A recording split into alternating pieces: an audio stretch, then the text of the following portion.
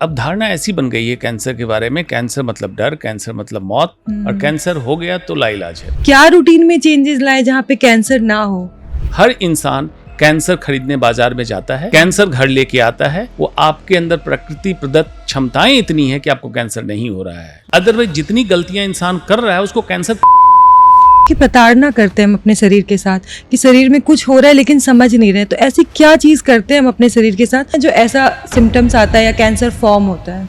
वो कौन सी विलक्षण प्रतिभा लेके बाबा पैदा होते हैं जो कि कहते हैं मैं झाड़ फूक से लेके धर्म के ज्ञान से लेके इकोनॉमिक्स से लेके जीएसटी से लेके टेररिज्म से लेके कैंसर के इलाज सब कर दूंगा और सब झाड़ फूक से। लेकिन जब बात खाने की आती है, जैसे आपने बोला ना पैकेट में दूध लेके आते हैं, पर ये तो जरूरत है ना, दूध तो पुराने समय से चलता आ रहा है हमारा। कि डॉक्टर पुलिस वकील से मिलकर कोई कभी खुश नहीं होता है। कैंसर के सिम्टम्स कैसे मतलब लोगों को पता चलते हैं, कैसे डिटेक्ट होता है? जैसे स्टेज 0 भी कहते हैं बहुत बार, पर जनरली लोग स्टेज 0 पे डिटेक्ट नहीं कर पाते हैं खुद को, तो कैसे सेल्फ अवेयर रखे कि स्टेज 0 पे कैंसर डिटेक्ट हो जाए या अर्ली स्टेजेस में कैंसर डिटेक्ट हो जाए? इसीलिए मैं हर समय कहता हूँ कैंसर बीमारी है ही नहीं, बीमारी कहीं और है, हम कैंसर को बीमारी कहते हैं। सर, स्ट्रेस को कैंसर से बहुत रिलेट किया जाता है और आजकल स्ट्रेस क्या है ना, हर एक में, बच्चे से लेकर बड़े में भी है।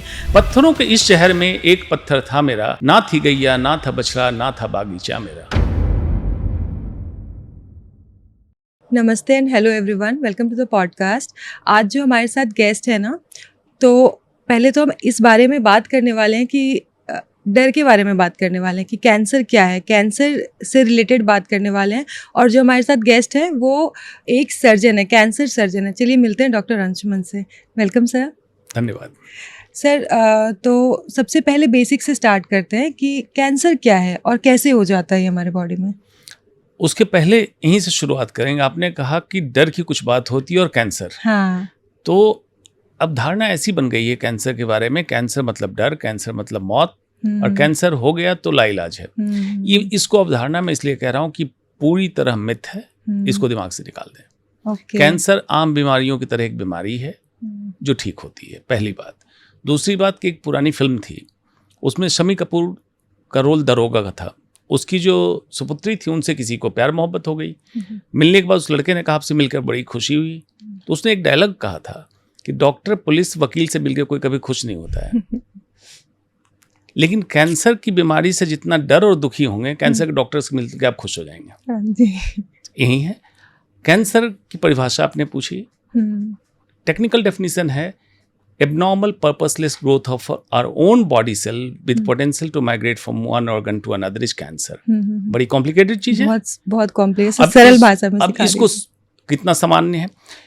आपके शरीर के अपने अंग की कोशिकाओं का असामान्य बेतरतीब उद्देश्य विहीन वृद्धि होने लगे और जिसमें क्षमता आ जाए एक अंग से दूसरे अंग में जाने को, उसी को कैंसर कहते हैं। जैसे समझें, दिल्ली की आबादी 3 करोड़ के आसपास है, सभी लोग मिलजुल के रह रहे हैं। सिमिलरली हमारे बॉडी में 30 ट्रिलियन सेल्स हैं। सारे सेल्स मिलके कोशिकाएं बना रही हैं, कोशिकाओं से अंग बनते हैं, अंग से हमारा शरीर बन रहा है। अब इनमें से अपनी कोशिकाएं, मतलब दिल्ली में से कुछ लोग आतंकवादी बन जाए, एक दूसरे को मारने लगे, एक राज्य से दूसरे राज्य में जाने लगे, एक स्टेट, एक कंट्री से दूसरे कंट्री में जाने, ये कैंसर है। मतलब अपनी कोशिकाएं गड़बड़ हुई, कहीं बाहर से कुछ नहीं आया, बाहर से सिर्फ उसको उत्तेजित करने कुछ ऐसे सिग्नल, ऐसे निर्देश आए, ये कोशिकाएं बेतरतीब बढ़ने लगी।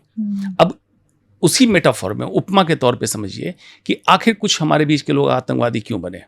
सिस्टम से नाराज हो सकते हैं, उनको बहुत प्रताड़ित किया जा रहा हो, उत्तेजित किया जा रहा हो। सिमिलरली जब हमारे अपने शरीर के ऊपर प्रताड़ना बढ़ाते हैं, बार बार शरीर के अंदर का डिफेंस सिस्टम उसको चाहता है ठीक करना, जो पुलिस सिस्टम आप समझते हैं पेट्रोलिंग सिस्टम है, चेक करता है, उसको ठीक करता है। लेकिन उत्पीड़न इतनी ज़्यादा हो जाए कि बनाने की क्षमता कम पड़ने लगे, उसी दिनों कैंसर का रूप ले लेता है। और कैंसर का मतलब लोग समझते हैं ट्यूमर।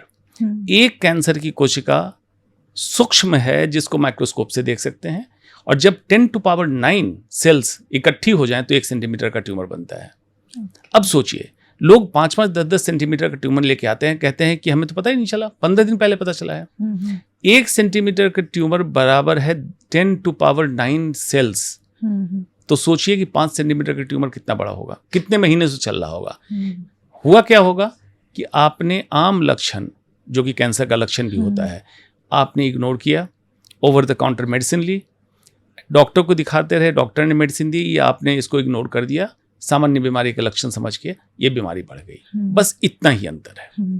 तो सर आपने ना अपने बातों में बोला कि प्रताड़ना करते हैं हम अपने शरीर के साथ, कि शरीर में कुछ हो रहा है लेकिन समझ नहीं रहे, तो ऐसी क्या चीज़ करते हैं हम अपने शरीर के साथ कि लक्षण आने की बात तो दूसरी है, लेकिन करते क्या है जो ऐसा सिम्टम्स आता है या कैंसर फॉर्म होता है? हर इंसान सोचता है कि मैं ये हूँ। हाँ। कोई इंसान मैं है ही नहीं। एक अनवरत श्रृंखला कई पीढ़ियों से चली आ रही है, जो आज इंसान आप देख रहे हैं होमोसेपियंस है, इवोल्यूशन की भाषा में अगर कहें तो। हमारे पूर्वज कई लाख साल पहले 2 पांव पे चलना सीखे, किस तरह से ये खाना खाते थे, किस तरह से सोते थे, जगते थे। हमारे डीएनए में जेनेटिक मेमोरी यही चल रही है। लेकिन बेतरतीब आज बाजारवाद में, कंज्यूमरिज्म में, और जो अनप्लान्ड अर्बनाइजेशन जिसको मैं कहता हूँ, पेड़ पौधे आपने काट दिए, जलाशय काट दिए, प्रदूषण बढ़ा, खाने की जो नेचुरल चीज़ें प्रकृति की उसको छोड़ के पैक्ड फूड पे गए, जिन चीज़ों की ज़रूरत नहीं थी उन चीज़ों को अपने जीवन का हिस्सा बनाया। और कायदे से एक इंसान सुबह जगता है और पूरे दिनचर्या को अगर आकलन कर ले इस पॉडकास्ट को सुनने के बाद, तो उसको लगेगा कि हर दिन हर इंसान कैंसर खरीदने बाजार में जाता है, कैंसर घर लेके आता है। वो आपके अंदर प्रकृति प्रदत्त क्षमताएं इतनी है कि आपको कैंसर नहीं हो रहा है। आप खुशनसीब रहें। अदरवाइज जितनी गलतियां इंसान कर रहा है उसको कैंसर क्यों नहीं हो रहा है, ये आश्चर्य की बात है।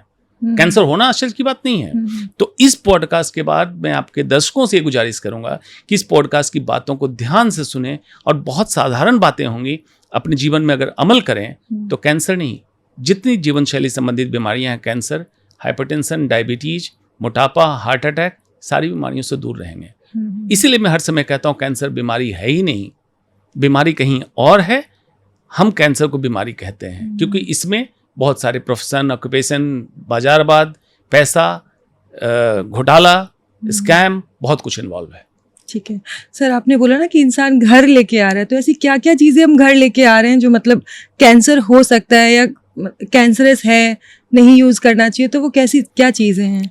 देखते देखते आटा पैकेट में आ गया, हाँ। दूध थैली में आ गया, पानी बॉटल में आ गया, चावल, मसाला, खाने की चीज़, सारी चीज़ें बंद हो चुकी। मेरी पैदाइश बहुत छोटी जगह गंगा के तट पे हुई। बगल में एक मंदिर था, अपना गौशाला था, बाग बगीचा था। घर से निकलता सामने गंगा दिखती थी। दिल्ली में रहने लगा, एक बार कहीं से मैं लौट रहा था, फ्लाइट से आ रहा था, मैं ढूंढ रहा था कि मेरा घर कौन सा होगा। यहाँ बड़ी बड़ी इमारतें दिख रही थी, टिमटिमाती बत्तियाँ, न जंगल न नदी, कहीं कुछ नहीं था। उसी में एक रचना लिखी थी, उसकी 4 पंक्तियों को सुने, आपको समझ में आ जाएगा कि क्या लेके आते हैं बाहर से। पत्थरों के इस शहर में एक पत्थर था मेरा, कंक्रीट जंगल, दिल्ली एनसीआर। पत्थरों के इस शहर में एक पत्थर था मेरा, ना थी गैया, ना था बछड़ा, ना था बागीचा मेरा। क्षीर बंद था, दूध पैकेट में है। नीर बंद था, पानी बॉटल में है। क्षीर बंद था, नीर बंद था, और बंद किस्मत मेरा। ना थी हरियाली यहाँ, ना था वो दरिया मेरा, ना था वो दरिया मेरा। Very nice. अब इस प्राकृतिक जीवन को हमने क्या करा कि कंक्रीट जंगल बसाया पहले। उस जंगल में, क्योंकि जंगल आपने बसा दिया तो आपका खेत खलियान नहीं रहा, तो खाने के लिए जो चीजें बनाई गई, कंपनी ने पैकेट में बंद किया। क्यों? शेल्फ लाइफ, SHELF, शेल्फ मतलब अलमीरा पे रखने की उसकी अवधि बढ़ जाए। 2 महीने, 4 महीने, 1 साल के लिए आप सामान रख दें, एज इट इज रहे। उसमें कैसे उसको रख सकते हैं? प्रोसेस करना होगा, processed and ultra processed food. उससे फाइबर निकालना होगा, फाइबर में कीड़े जल्दी लगते हैं। इंसेक्टिसाइड और बहुत सारे केमिकल डालना होगा ताकि ये खराब ना हो। लेकिन शेल्फ लाइफ बढ़ गई, self life, SCLF, self life कम हो गई। ये इंसान ने सोचा नहीं। जिन चीज़ों की जरूरत नहीं उसको आप घर पे लेके आए। प्लास्टिक का बेतरतीब इस्तेमाल। क्या प्लास्टिक की इतनी जरूरत थी? एक जनरेशन पहले तक थैले लेके जाते थे सब्जी खरीदने, दूध भी लेने जाते थे, अपनी बाल्टी लेके जाते थे। इसकी जरूरत थी? घर से निकलते थे, पानी आप तांबे के इसमें लेके जाते थे, या हर जगह पानी पीने की व्यवस्था होती थी। दिल्ली एनसीआर तो मैं कह नहीं सकता हूँ कि अंडरग्राउंड पानी निकाल के पी लो। पहले तो लोग कुएं पे पीते थे, हैंडपंप। ठीक है, सिविलाइजेशन बढ़ा, आप इसको बढ़ाएं, but not at the cost of nature. Nature को आपने जो बर्बाद किया, ये कर लिया। दूसरा, आपके ऊपर बाजारवाद पूरी तरह हावी हो चुका है। आप टेलीविजन ऐड को उठाएं, किसी भी जगह को उठाएं, जितने फास्ट फूड के आउटलेट खुले, आप देखिएगा लाल रंग सबसे ज़्यादा दिया गया। कंज्यूमर साइकोलॉजी ये होती है, रेड लाइट पे रेड रुकने के लिए क्यों बनाया गया कि सबसे ज़्यादा रिफ्रैक्शन रेड लाइट का दूर से दिखेगा। बच्चे गाड़ी में बैठे हैं, फास्ट फूड का आउटलेट या पैक्ड फूड का आउटलेट जो भी होगा, लाल रंग से बच्चे अट्रैक्ट हुए, बच्चे कहेंगे खिलाओ। आप भी अंडर प्रेशर हैं कि फला के घर में यही सब खाना आता है, तो हम भी स्टेटस सिंबल इसी का बनाए। जबकि मेरी परिभाषा अगर माने तो अमीरी का द्योतक, the status symbol for richness is natural food, direct procurement from the farm. खेत से अगर डायरेक्ट आप खाना निकाल के ला रहे हैं तो आपसे ज़्यादा अमीर आज कोई नहीं है। अदरवाइज आपकी अमीरी पैसों वाली वेंटिलेटर पर जाके खत्म होगी। इसलिए मैं हर समय कहता हूं कि बाजार से सुबह से दिनचर्या को करें आप, जैसे टूथपेस्ट, ट्रैक्लोसन, प्लास्टिक, नहाने गए shampoo, bisphenol A, phthalates, cancer forming. नाश्ता आया प्लास्टिक के प्लेट में, प्लास्टिक से कवर्ड, गर्म खाना, लीच हुआ, कैंसर। पानी की बोतल लेके आप गाड़ी में चले, पानी पिया, गाड़ी गर्म में खड़ी थी, छोड़ दिया, उससे लीच हुआ, कैंसर।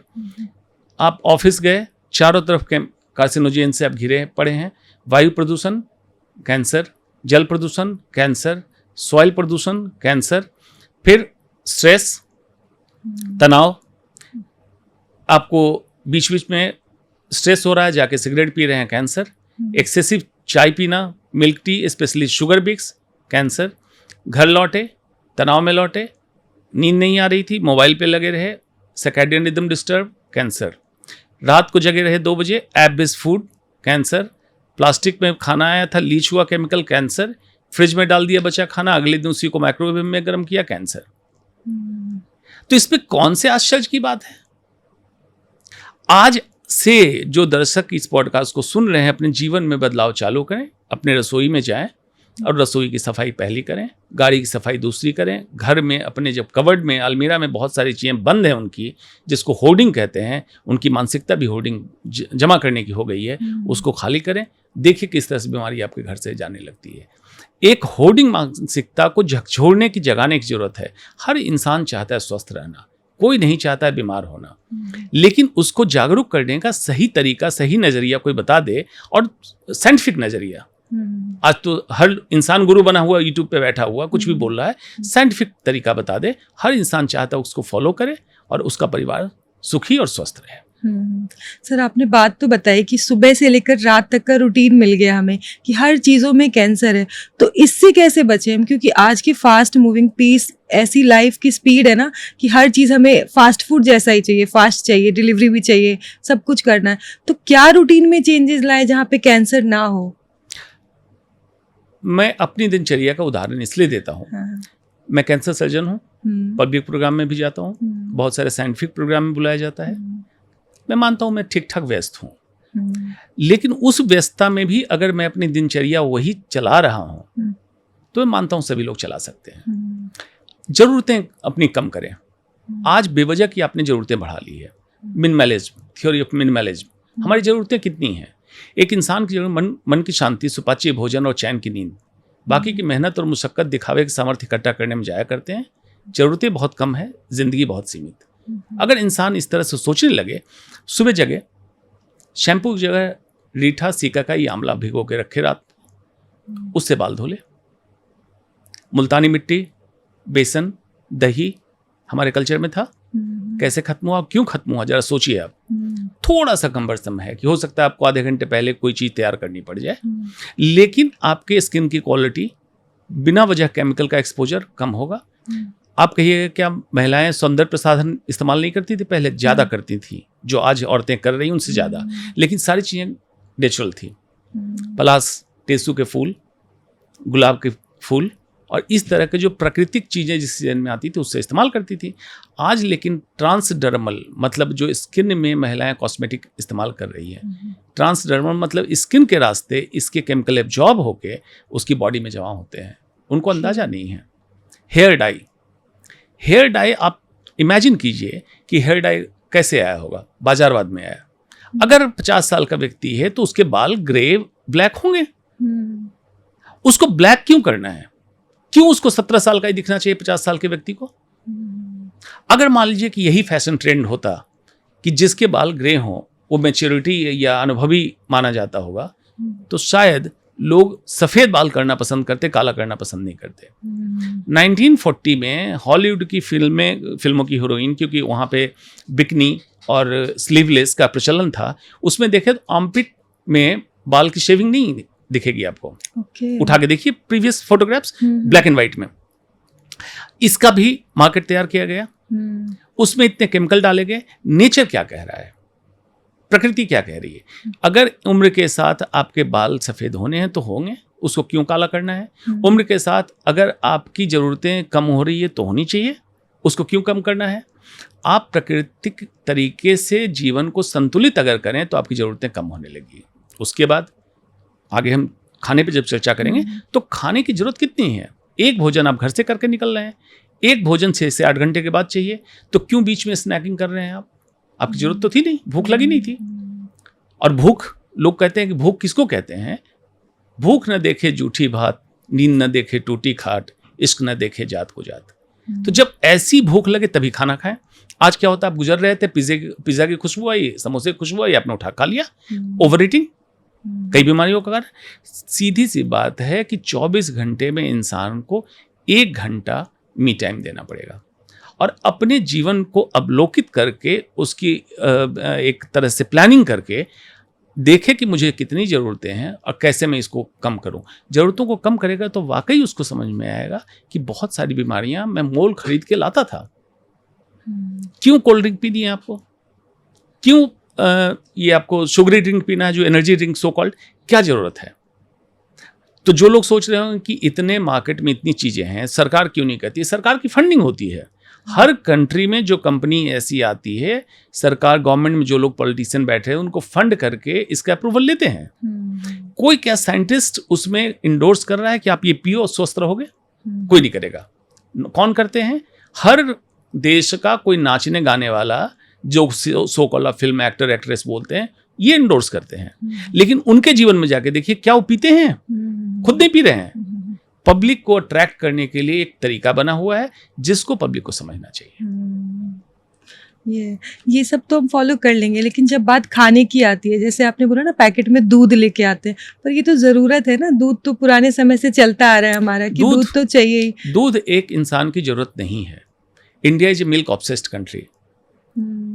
आप गूगल पे सर्च करें कि इंडिया में पर डे कितना दूध का उत्पाद है और कितना कंजम्पशन है, उपयोग कितना हो रहा है। उपयोग उत्पाद में 3 गुना का अंतर है, तो बाकी दूध कहाँ से आ रहा है? अगर दूध की जरूरत थी तो हमारी माँ 6 महीने के बाद भी दूध देती, नहीं दिया। गाय भैंस भी 6 महीने के बाद दूध देना बंद करती है बच्चा होने के बाद। 6 महीने तक बच्चे को मिल्क फीड की जरूरत है और अपनी माँ का दूध। इंसान ही एक ऐसा जानवर है, एनिमल किंगडम के हम लोग हैं, ऐसा जानवर है जो दूसरे की माँ का दूध पीता है। कोई भी एनिमल किंगडम में ऐसा प्राणी नहीं है जो दूसरे की माँ का दूध पिया और बड़े होने के बाद, जवान होने के बाद, जब इंसान खाना खा सकता है तब वो दूध पीता हो। ये तो चलिए एक फिलोसफिकल बात हुई। साइंटिफिक बात क्या है? दूध में केजीन है, कैंसर फॉर्मिंग है। दूध में नमक मिला के आयुर्वेद कहता है विरुद्धाहार है, जिसमें पनीर मसाला, पनीर बटर मसाला जो खाते हैं विरुद्धाहार में माना जाता है। इससे पेट की खराबी आपकी होगी, सोरियासिस स्किन की बीमारी होगी। उसके बाद जो दूध अब आपको मिल रहा है, ये जो गाय आपकी खा रही है, चारा खा के गाय नहीं पल रही है, भैंस नहीं पल रही है, कॉर्न फीड, स्टार्च फीड खाना खा रही है। इंजेक्शन लगाया जा रहा है गायों को, एंटीबायोटिक हैवी। आज देखिए बच्चियों की प्यूबर्टी, मतलब प्रौढ़ावस्था बच्चियां, इनका 9 साल की उम्र में मेंस्ट्रुअल साइकिल चालू हो रहा है। क्यों ऐसा हुआ? कि बच्ची को हार्मोन का एक्सपोजर बहुत अर्ली एज से हो गया। तो दूध हमारी जरूरत नहीं है। जो लोग कहते हैं कैल्शियम और प्रोटीन, तो कैल्शियम प्रोटीन इससे ज़्यादा अन्य चीज़ों में है। उदाहरण के तौर पर रागी काफ़ी कैल्शियम है, प्रोटीन के बहुत सारे सोर्स हैं।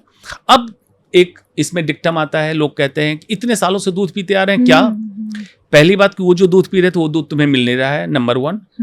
नंबर 2, अगर ये मूर्खता 1000 साल से हो रही है तो जब विज्ञान कुछ बता रहा है तो उस मूर्खता को छोड़ दो। तीसरी बात कि हमारे पूर्वज 30-40 किलोमीटर कब पैदल चले जाते थे, हल चला के खेत में काम कर ले, तो तुम तो नहीं कर रहे हो।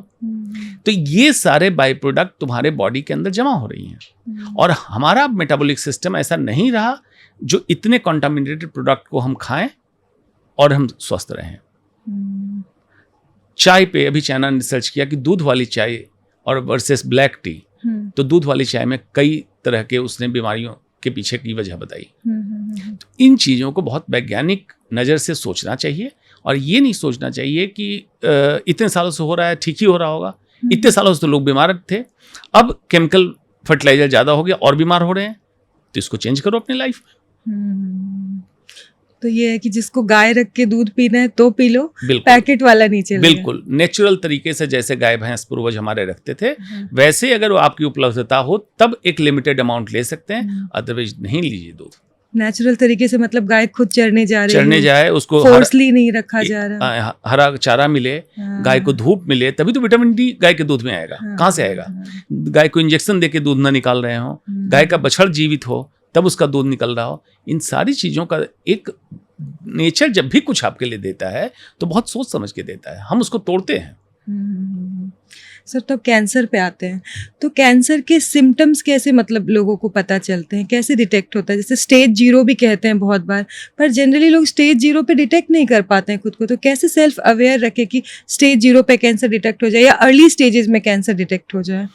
कैंसर का लक्षण किस अंग का कैंसर है उसी से निर्धारित होता है, और उस अंग में आम बीमारियों के जो लक्षण आते हैं कैंसर का लक्षण वही होता है। उदाहरण के तौर पे महिलाओं में एबनॉर्मल रक्तस्राव, असामान्य रक्तस्राव, मतलब पीरियड्स के बीच में होने लगे, संबंध बनाने समय होने लगे, लंबे समय तक होने लगे, कभी कभी दर्द के साथ होने लगे, एबनॉर्मल हो गया। तो फीमेल किसी भी सामान्य गायनिक प्रॉब्लम में जो तकलीफ होती थी ब्लीडिंग, सेम ब्लीडिंग की तकलीफ कैंसर भी लेके करेगा। इंडाइजेशन, अपाचन की शिकायत, अम्ल की शिकायत, पेट फूला रहता हो, खांसी होना, आवाज में बदलाव आना, कहीं से खून आना, शरीर के किसी अंग में गांठ का होना, ये आम लक्षण है, यही लक्षण होंगे। लेकिन आपने डॉक्टर को दिखाया या आपने दवा ले ली, 3 हफ्ते तक ये लक्षण बरकरार रहे या ठीक हो जाए, दोबारा आ जाए। जैसे एसिडिटी की तकलीफ हो रही है, आप दवा ले रहे हैं, दोबारा एसिडिटी 3 हफ्ते के बाद फिर आ गई या खत्म नहीं हो रही है, आप अपने डॉक्टर को बोलें कैंसर की जांच करा लें। उदाहरण के तौर पे एंडोस्कोपी कर लें, आप पेट का अल्ट्रासाउंड करा लें, अगर कहीं गठान है तो उसकी जांच करा लें। 10% में आपको प्री कैंसर, जिसको आपने 0 स्टेज कैंसर बोला, या अर्ली स्टेज कैंसर पकड़ में आएगा। 90% केस में बेनाइन डिजीज, मतलब कैंसर से कोई संबंध नहीं होगा, बीमारी पकड़ में आएगी, इलाज होगा, आप ठीक हो जाएंगे। तो कैंसर उसी स्टेज में हो तो क्यूरेबल कैंसर है। मतलब स्टेज 0 में कैंसर है, आपके पास सिम्टम्स आ रहे हैं और आप डॉक्टर के पास जा रहे हो, मेनली डॉक्टर अगर हैं कि नहीं कुछ नहीं है, ठीक हो जाएगा, तो आपको खुद ही आउटस्पोकन होना पड़ेगा। आउटस्पोकन होना है, खास करके 3 हफ्ते, एक लैंडमार्क में बता रहा हूँ कि 3 वीक्स के ट्रीटमेंट के बाद भी आपकी तकलीफ नहीं ठीक हो रही है, तो डॉक्टर को, जैसे उदाहरण के तौर पर भारत में खांसी हो रही थी, डॉक्टर के पास गए, एलर्जी की दवा दी गई, ठीक नहीं हुए, अगले हफ्ते गए, एंटीबायोटिक दी गई, ठीक नहीं हुए, आप ही कहो डॉक्टर साहब मैं स्टीम ले रहा हूँ, एंटी एलर्जी की दवा ले ली, एंटीबायोटिक ले ली, ठीक है, आप एक एक्सरे करा लो फेफड़े का, सीटी स्कैन करा के चेक कर लो। इंडिया में फेफड़े का कैंसर एडवांस स्टेज में इसीलिए डिटेक्ट हो रहा है कि इंडिया में ट्यूबरक्लोसिस ज़्यादा है, लोग उसको ट्यूबरक्लोसिस समझ के इसका इलाज करते रहे 6 महीने तक। Stage 1 cancer, lung cancer, stage 4 में प्रेजेंट कर रहा है। इतने जागरूकता की जरूरत हर इंसान को है। क्या असामान्य लक्षण अगर हो, हर इंसान जागरूक हो, जांच कराए। और हर डॉक्टर को, जो कैंसर का डॉक्टर नहीं है, उनको ये जागरूक होना है कि आपका मरीज अगर ठीक नहीं हो रहा हो, बार बार उसकी तकलीफ आ रही हो, तो रादर देन वो डॉक्टर चेंज करे, आप उसकी कैंसर की जांच कराएं। तभी जाके अर्ली स्टेज या प्री कैंसर स्टेज में कैंसर को पकड़ पाएंगे। मतलब अर्ली स्टेज में पकड़ लिया तो रिवर्स भी कर सकते हैं कैंसर? बिल्कुल जड़ से ठीक हो जाएगा। पर लोग तो पहले ही डर जाते हैं सर कैंसर के नाम से। 20-22 साल की प्रैक्टिस में अनेकों मरीज, हजार मरीज क्योर्ड हैं, जिनको मैंने बुलाना भी छोड़ दिया है। 5 साल तक मैं फॉलोअप करता हूँ, बाद में बुलाना छोड़ देता हूँ। उन मरीजों से लोग, उनके जिले के लोग, उनके जनपद के लोग आके पूछते हैं तुमने कहाँ इलाज कराया था, किस डॉक्टर से कराया था। कहाँ तो नहीं पूछना चाहिए, क्योंकि बिल्डिंग तो बिना डॉक्टर के, बिल्डिंग एक बिल्डिंग है, बिल्डिंग की आत्मा तो डॉक्टर है, अस्पताल की बिल्डिंग का। डॉक्टर निकल गया तो उसमें सिनेमा हॉल भी खोल सकते हैं आप, होटल भी खोल सकते हैं। तो मरीज उनसे पूछते हैं जाके कि कहाँ पे इलाज हुआ, तो कैंसर ठीक हो गया। एक न्यूज है लोगों के लिए, लेकिन अब ये न्यू नॉर्मल है, कैंसर ठीक होता है। तो बहुत बार डॉक्टर के गलती की वजह से भी कैंसर के स्टेजेस बढ़ जाते हैं। 3 फैक्टर है जिससे इंडिया में कैंसर के स्टेजेस बढ़ रहे हैं। पहला फैक्टर है इंडिविजुअल, वो व्यक्ति खुद इग्नोर करता है। खास करके आप महिला हैं, महिलाओं का पॉडकास्ट महिलाएं ज़्यादा सुनती होंगी। महिलाएं अपने स्वास्थ्य को बहुत इग्नोर करती हैं। कभी बच्चों के एग्जाम में पति को पता न चल जाए, पति की ट्रैवलिंग है, घर का काम कैसे होगा, जांच कराओ। इसलिए विमेन हेल्थ को मैं ज़्यादा सेंटर में रखता हूँ कि फीमेल धुरी है घर की। अगर वो शर्मबस या दूसरों की चिंता के कारण, तो उस घर का जो मेल मेंबर मालिक है घर का, उसको चाहिए कि हर फीमेल को जागरूक करे और उनको टेस्ट कराए। इग्नोर करती हैं। इसी तरह से हर व्यक्ति, एक स्तर हुआ, हर व्यक्ति अपने स्वास्थ्य को इग्नोर करता है। या तो जांच नहीं कराता है, या ओवर द काउंटर ड्रग लेता है, दवाइयाँ लेता है, या डॉक्टर बदलता रहता है सही से। दूसरा, डॉक्टर के स्तर पे कि जो डॉक्टर कैंसर के नहीं है, लक्षण नहीं पकड़ पाए, कुछ और बीमारी सोच के करते रहे, उसको स्पेशलिस्ट को दिखा देना चाहिए था या जांच करा लेनी चाहिए थी, नहीं कराया। और तीसरा, इंडिया में चलता है जिसको मैं कहता हूँ बाबा थेरेपी। जितने बाबा बनते हैं, चाहे हिंदू के धर्मगुरु बन के, मुसलमान के धर्मगुरु या पादरियों के धर्मगुरु, हर धर्म में वो कौन सी विलक्षण प्रतिभा लेके बाबा पैदा होते हैं, जो कि कहते हैं मैं झाड़ फूक से लेके, धर्म के ज्ञान से लेके, इकोनॉमिक्स से लेके, जीएसटी से लेके, टेररिज्म से लेके, कैंसर के इलाज सब कर दूंगा, और सब झाड़ फूक से। ऐसी विलक्षण प्रतिभा हुई तो इन बाबाओं को स्वास्थ्य मंत्री बना दिया जाए और भारत से मेडिकल कॉलेज बंद करके बाबाओं का कॉलेज खोल दिया जाए। जरूरत क्या है इन बाबाओं को? ये बाबा गुमराह करके लोगों को कैंसर के झाड़ लगाने के चक्कर में थर्ड यहाँ पे इग्नोर होता है। उसके लिए मैं हर समय कहता हूँ, जैसे डॉक्टरों को कंट्रोल करने के लिए मेडिकल काउंसिल ऑफ इंडिया है, उसी तरह से बाबा काउंसिल ऑफ इंडिया बनाओ, बीसीआई, जो बाबाओं को ये कहे कि तुम क्या काम करोगे, क्या नहीं करोगे। अदरवाइज बेतरतीब बाबा कैंसर की तरह बाबा भी हमारे देश में बहुत पनप रहे हैं। मैंने ये तो सुना ही नहीं कि बाबा भी कैंसर का झाड़ फूक करते, मतलब लोग इतने अवेयर नहीं है। सबसे ज्यादा कई बार ऐसे बाबा मेन स्ट्रीम में मुझसे टकरा चुके हैं, जिनको मैं चैलेंज कर चुका हूं कि लाइव कैमरे पे तुम कैंसर का इलाज करो, मैं मॉनिटर करूंगा, मतलब चेक मैं करूंगा कि वाकई मरीज को कैंसर था कि नहीं था तो तुम क्या इलाज कर रहे हो, मैं देखूंगा, और ठीक हो गया मरीज, मैं अपनी प्रैक्टिस छोड़ के तुम्हारा शिष्य बन जाऊंगा। तो पूरे अभी भी आपके पॉडकास्ट के माध्यम से चैलेंज कर रहा हूं, कोई बाबा अगर ऐसा हो तो मुझे बताए और मैं उसको मॉनिटर करने को तैयार हूं। साबित करें। विज्ञान, हमारा विज्ञान क्या कह रहा है कि अगर हम इलाज कर रहे हैं तो साबित करके दिखाएंगे कैंसर ठीक हुआ। तो तुम भी कर रहे हो, साबित करके दिखा दो। इतनी जागरूकता की जरूरत है। और ऐसे भी हमारा संविधान, भारत का संविधान आर्टिकल 51A सेक्शन H कहता है, citizen of India should have scientific temper. हमारी सोच वैज्ञानिक होनी चाहिए। अगर बाबा ऐसा कर रहा है तो गैर संवैधानिक काम भी कर रहा है और ये सजा के काबिल होगा। आपने बोला सोच वैज्ञानिक होनी चाहिए, सोच वैज्ञानिक है, पर आप पुरानी पद्धति को भी ज़्यादा फॉलो करते हैं, लोगों को लाइफस्टाइल चेंज करने के लिए भी मतलब हेल्प करते हैं, आपकी बातों से ही लगता है। तो मतलब ये झुकाव कहाँ से आया कि मॉडर्न साइंस के साथ आप पुरानी पद्धतियों का मतलब मिश्रण हो जाता है? अगर कोई पुरानी पद्धतियों को इग्नोर करता है तो अज्ञानी है, उसको ज्ञान नहीं है। हमारी पुरानी पद्धति को जीवन में ऐसे उतारना चाहिए कि जैसे गाड़ी अब चलाती हैं तो सामने देखने का ग्लास बड़ा होता है और बैक मिरर छोटा होता है। बैक मिरर किस लिए है? कि पास्ट के एक्सपीरियंस से सीखो, पीछे कुछ आ तो नहीं रहा है। लेकिन अगर आपको कह दिया जाए बैक मिरर देख के ही गाड़ी चलाओ तो एक्सीडेंट हो जाएगा। तो जीवन में पुरानी पद्धतियों, इतिहास का इतना ही रोल है कि विंड स्क्रीन का साइज जितना बड़ा है आगे देखने के लिए और इतना छोटा बैक मिरर, इतना पुराने से भी सीखिए और आगे की सोच रखिए वैज्ञानिक। इसका क्या रीजन है कि हमारे ऋषि मुनि जितने पूर्वज रहे, उन्होंने अपने अनुभव से बहुत सारी अच्छी चीजें हमारे लिए छोड़ के गए थे। और आधुनिक बनने का मतलब ये नहीं है कि जो अच्छी चीजें उसको अब इग्नोर कर दें, आधुनिक बने और यही अमेरिका इंग्लैंड ले जाए, वहां से लौट के आए तो कहेंगे वेस्टर्न सिस्टम से आया है, अब हम मान लेंगे। जैसे हल्दी जब विदेशों में चला, योगा जब इंटरनेशनल योगा डे बनाया गया, विदेशों में योगा फॉलो करने लगे, उस पर रिसर्च होने लगा, तो अब इंडियन योग को योगा करते हैं। योग किसी ने नहीं बोला था आज तक, योगा जब से हुआ सबने योगा बोलना चालू किया। तो हम मानसिक रूप से भारतीय गुलाम हैं, कई सालों तक मुगलों के अंडर रहे, फिर ब्रिटिशर्स के अंदर रहे और अभी भी हम गुलाम मानसिकता में हैं। हमारी गुलाम मानसिकता को खोलनी पड़ेगी और हमारी सोच ऐसी रखनी है जो वैज्ञानिक तरीके से साबित हो, जिसके पीछे प्रत्यक्ष और प्रमाण हो, रेशनलिटी हो और लॉजिक हो। वही मानना चाहिए, दूसरा कुछ नहीं मानना चाहिए। तो जैसे सिम्टम्स के बारे में बात कर रहे थे, बहुत सारे ऐसे कैंसर्स भी होते हैं जिसके सिम्टम्स नहीं होते और वो क्रिटिकल स्टेज तक पहुंच जाता है। बिल्कुल, जैसा मैंने बताया सामान्य बीमारी के लक्षण और कैंसर के लक्षण मिलते जुलते हैं। दूसरा, कभी कभी होता है कि कैंसर सिम्टम्स लक्षण नहीं देता है। आप ब्लड टेस्ट कराने गए, पता चला ल्यूकोसाइट काउंट बढ़ा है, लेकिन आपको कोई लक्षण नहीं था, ब्लड कैंसर था, पता चल गया। ऐसे भी होते हैं, बिल्कुल होते हैं। कहने का ये मतलब है कि कोई भी असामान्यता दिख जाए किसी जांच में या किसी लक्षण में, तो उसको इग्नोर करने की जरूरत नहीं, नेग्लेक्ट करने की जरूरत नहीं है। उसकी जांच कराएं, प्रॉपर्ली तहकीकात करें कि है क्या। इतनी जागरूकता की जरूरत है। किस स्टेज तक के कैंसर को रिवर्स किया जा सकता है, मतलब लोग बच सकते हैं?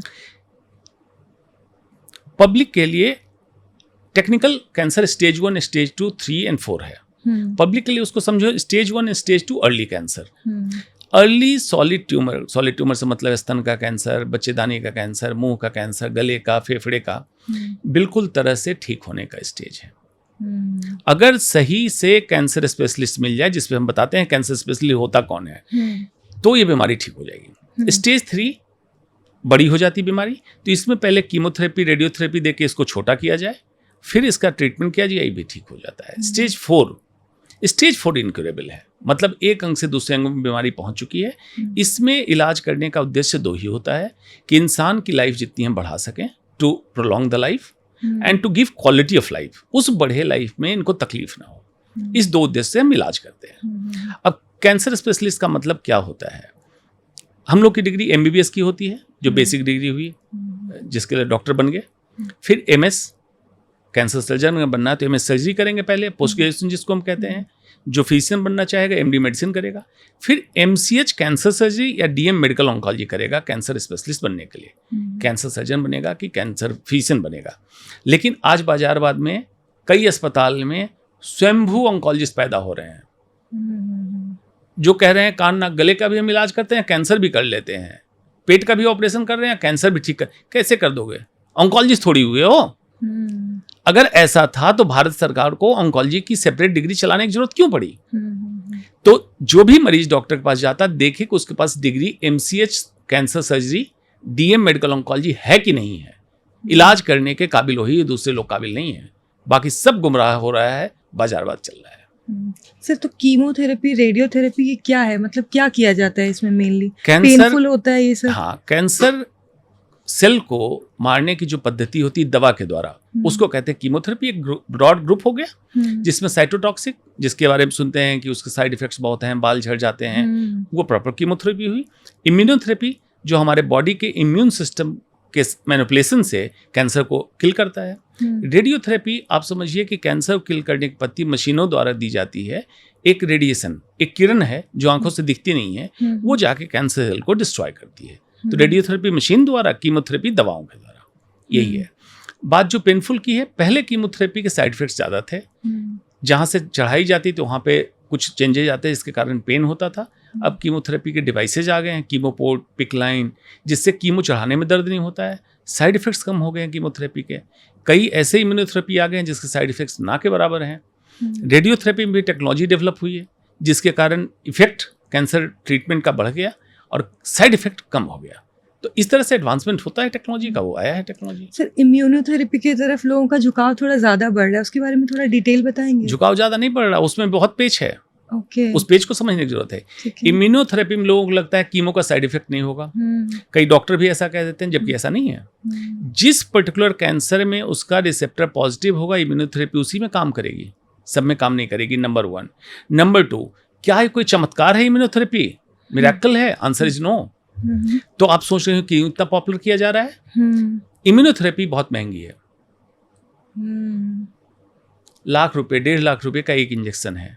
किसी को कह दिएगा 50 इंजेक्शन लगने हैं, आप समझ लिए 1 करोड़ रुपए की इम्यूनोथेरेपी। तो इसमें वेस्टेड इंटरेस्ट समझ सकते हैं। तो जब भी इम्यूनोथेरेपी सजेस्ट की जाए तो डॉक्टर से क्लियरली डिस्कस कीजिए कि रिसेप्टर पॉजिटिव है जिसमें इम्यूनोथेरेपी लगाने जा रहे हैं, इसके ट्रायल्स रिजल्ट आए हैं, क्या आए हैं, कितने दिन का फायदा होगा।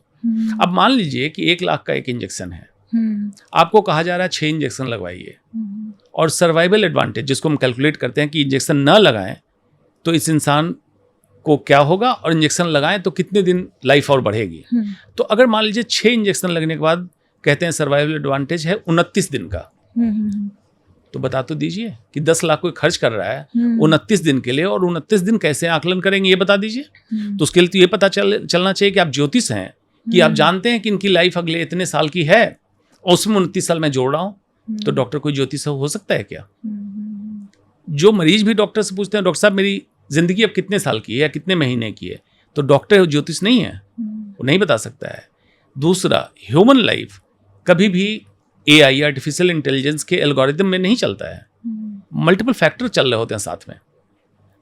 तो ह्यूमन लाइफ को प्रिडिक्ट करना, एग्जैक्ट बता देना कि कितने साल की लाइफ है, डॉक्टर के लिए असंभव है। ना डॉक्टर बता सकता है, ना डॉक्टर से पूछना चाहिए।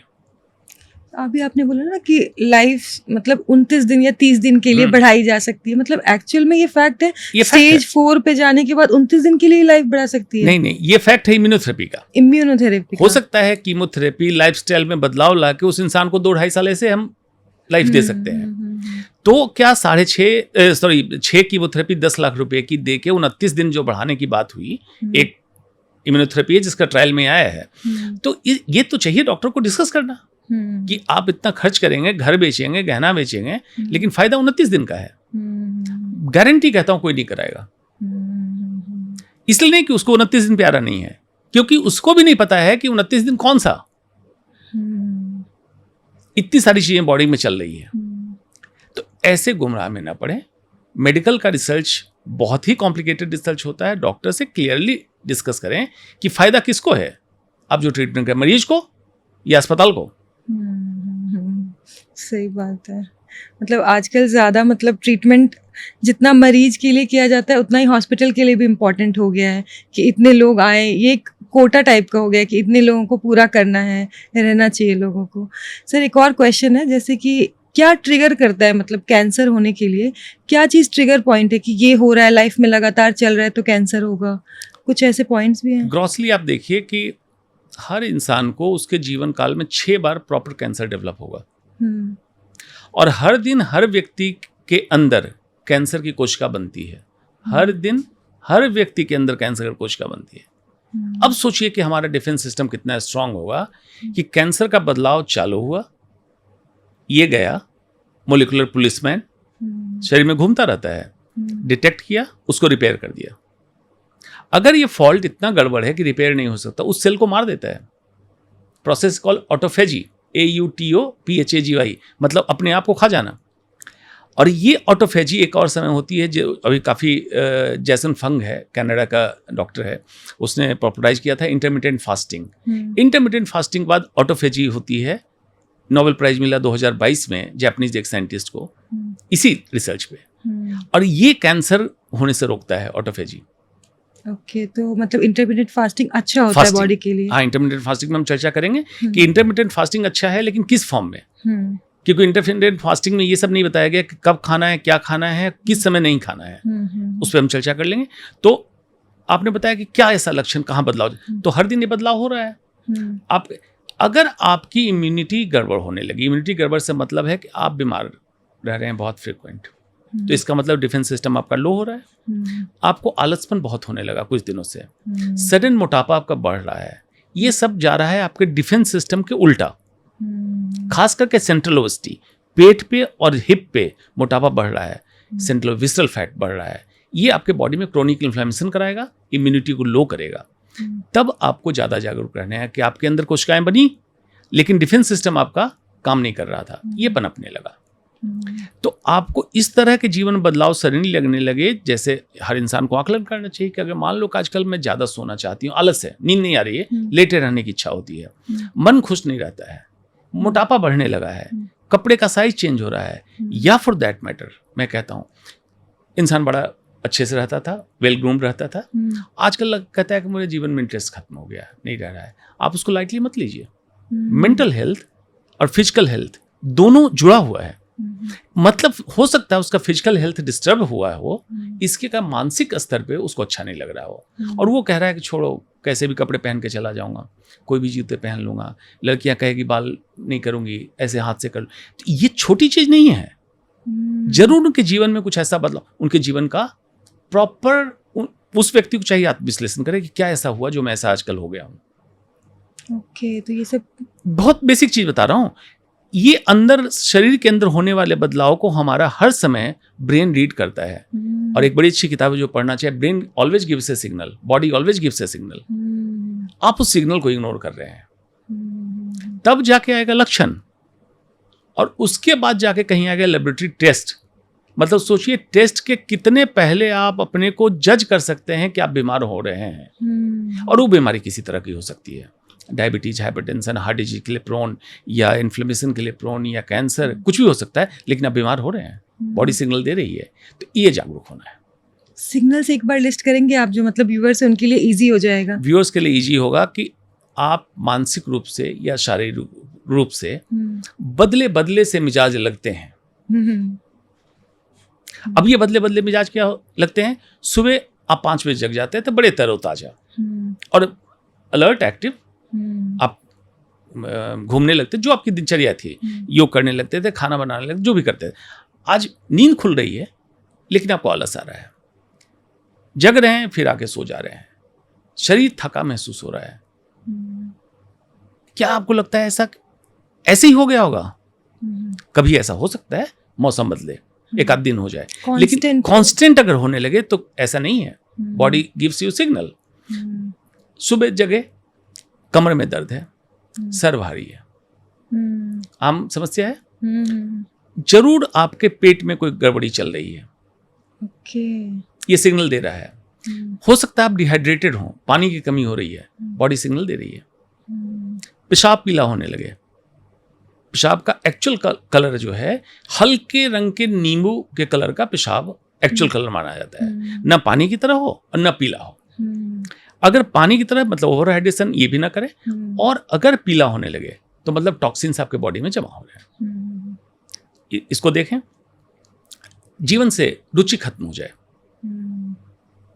लोगों से मिलना अच्छा लगता था, ऑफिस में बातचीत करते थे, कोई इंसान ऐसी पर्सनालिटी का था, बड़ा जॉली था, जिससे मिलता था हंस के बात करता था। आजकल वो थोड़ा उदास रहता है, लॉस्ट रहता है थॉट में। उसके बॉडी के अंदर कुछ ना कुछ सिग्नल है, उस सिग्नल को पकड़ने की जरूरत है, और उस व्यक्ति को सिर्फ रुकने की जरूरत है। थोड़ा ठहर जाए और सिर्फ अपने दिनचर्या को जज करे कि हुआ क्या, होता क्या है। आमतौर पे भाग दौड़ की जिंदगी में वो भूल जाता है, फिर से उसी कंपास की तरह ऑफिस घर, घर ऑफिस, आके सो गया, सुबह उठा इरिटेटेड है, डिस्टर्ब है, फिर से ऑफिस चला गया, काम कर रहा है। उसको चाहिए रुक जाओ, ब्रेक लो, इंट्रोस्पेक्शन करो, और जो जो चीजें ट्रैक से हट रही थी उनको वापस ट्रैक पे लाओ। अगर लोग इतना भी कर लें अपनी दिनचर्या को, मैं कह रहा हूं आधे से ज्यादा बीमारी वो पकड़ लेंगे और खत्म कर देंगे, वही खत्म कर देंगे, रिवर्स कर देंगे उसको। ये संभव है। मतलब सिम्टम्स से पहले सिग्नल आता है और सिम्टम्स के बाद आप बीमारी तक पहुंचते हो। बिल्कुल, लैब टेस्ट, बहुत सही समझा। कितना डिफरेंस होता है? Symptom then test. कितना डिफरेंस होता है इन सब चीजों में? कम से कम 3 से 6 महीने किसी बीमारी में, कैंसर में तो कम से कम 1 साल, 1 साल, और सिंपल बीमारी में डायबिटीज, हाइपरटेंशन, इन सब में 3 से 6 महीने पहले आपको सिग्नल देती है बॉडी, आप उसको इग्नोर करते हैं। मैं व्यूअर्स से बोल रही हूँ कि सिग्नल को ही पकड़ लो और अपने आप को ठीक कर लो, मतलब लंबी बड़ी बीमारी तक नहीं जाओगे। हाँ। इंसान का शरीर स्वस्थ रहने के लिए बनाया गया, और हम पूरी कोशिश करते हैं हर दिन कि कैसे हम बीमार हो। इसी के लिए हमारे सिस्टम में न्यूरो फीडबैक थ्योरी दी गई कि हर अंग से ब्रेन को एक फीडबैक मिलेगा। जैसे फैटी लिवर इंसान का होगा तो उसको हर समय मीठा खाने का मन करेगा। अब देखिए उल्टा है, लोग समझते हैं फैट के कारण फैटी लिवर होता है, मीठे के कारण फैटी लिवर होता है। हाइपर इंसुलिनिक स्टेट होगा, क्रैश करेगा, ग्लूकोज डाउन देगा, अब ब्रेन को सिग्नल देगा कि ज्यादा ग्लूकोज दो। एक छोटा सा उदाहरण बताया, अब जो लोग हैं इधर हाल फिलहाल में मीठा खाने की उनकी तलब हो रही, जितने दर्शक देख रहे हैं वो जाएं अल्ट्रासाउंड कराएं, देखिए फैटी लिवर होगा। अब ये बात मैं विज्ञान से समझा रहा हूं तो लोगों को बड़ा अच्छा लग रहा होगा। यही बात मैं कह दूं मैं बाबा हूं, और कोई आके मुझसे कहे कि मैं बहुत मीठा खाने का मन कर रहा है गुरुजी क्या करें, तो मैं कहूंगा फैटी लिवर है। अब कहेगा कि ये तो मेरे अल्ट्रासाउंड में रिपोर्ट था, देखो कितने बड़े पहुंचे हुए महर्षि हैं, इन्होंने बता दिया। कुछ नहीं है, सब विज्ञान है। सिर्फ गुरु गुमराह, बाबा आपका गुमराह ये करता है, कहता है ये मत चलाओ, ज़ॉम्बी हेडेड हो जाओ, तुम अपना दिमाग मत चलाओ, तुम सिर्फ ये सोचो मैं ही सब कुछ हूं, मैं ही तुम्हारा वाया मीडिया मैसेंजर हूं जो गॉड तक तुम्हारी बात पहुंचा सकता हूं। आप स्वयं के मालिक बनिए, स्वयंभू बनिए। स्वास्थ्य क्या है? स्व स्थिति इति स्वास्थ्य, अपने आप में स्थित रहना ही स्वास्थ्य है। और मॉडर्न साइंस का not mayor absence of disease, physical, mental and social wellbeing is health. Ayurveda कहता है सम दोष सम अग्निश्च सम धातु मलः क्रिया प्रसन्न आत्मेन्द्रिय मन स्वस्थिति विधीयते। हर चीज का आत्मा, इंद्रिय और मन भी सम अवस्था में हो, उसी को स्वास्थ्य कहते हैं। तो स्वस्थ रहना आसान है, बीमार होना कठिन है अगर आप जागरूक हैं। बस इतना ही सूत्र है। सर आपने एक टर्म बोला था क्रॉनिक इन्फ्लेमेशन होता है, तो ये टर्म को थोड़ा डिस्क्राइब करेंगे? क्रॉनिक इन्फ्लेमेशन एक प्रक्रिया है, जैसे आप समझें कहीं चोट लग जाती है तो सूजन होती है, दर्द होता है, लाल हो जाता है, ये इन्फ्लेमेशन है। लेकिन एक्यूट का मतलब अभी चोट लगी भी हो गया। क्रोनिक मतलब लंबे समय से चलते आ रहा है इन्फ्लेमेशन, जो कहीं पे चोट सूजन जैसी चीज नहीं दिखेगी और ये बॉडी के अंदर है। मतलब इसका क्या हुआ, मान लीजिए कि आप घर में ठंड के मौसम में अंगीठी जलाते हैं, उसकी छोटी छोटी चिंगारी गिर रही है, कारपेट पे अलग अलग जगह पे जल रहा है, लेकिन आपको ऊपर से दिखेगा कारपेट बिल्कुल इंटैक्ट है, साफ सुथरा है। जिस दिन आप कारपेट उठाएंगी बिखर जाएगा। क्रोनिक इन्फ्लेमेशन यही है, शरीर के अंदर चल रहा होगा, आपको दिख नहीं रहा है, लेकिन जिस दिन सडनली कुछ हुआ, हार्ट अटैक, कुछ और बीमारी, आप सोच रहे हो कल तक तो ठीक थे, कल तक ठीक नहीं थे। तो ऐसे व्यक्ति को जो लक्षण मैंने बताया, ये लक्षण चल रहे होंगे क्रोनिक इन्फ्लेमेशन में।